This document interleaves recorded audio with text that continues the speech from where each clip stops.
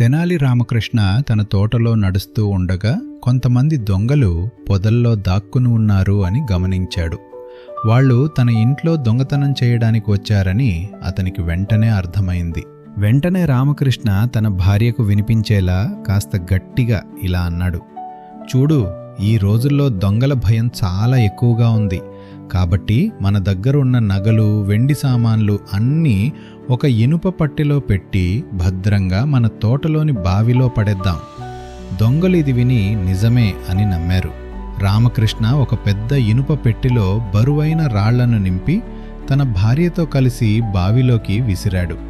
ఆ పెట్టె ధభీం అని పెద్ద శబ్దంతో నీళ్లలో పడింది. రామకృష్ణ లోపలికి వెళ్ళగానే దొంగలు బావి దగ్గరకు వచ్చారు.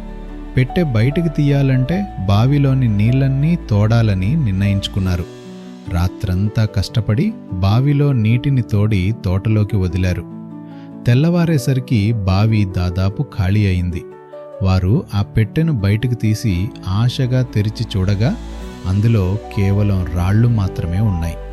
అప్పుడు రామకృష్ణ బయటకు వచ్చి నవ్వుతూ, అయ్యా దొంగలారా, నా తోటలోని మొక్కలన్నీ ఎండిపోతున్నాయి.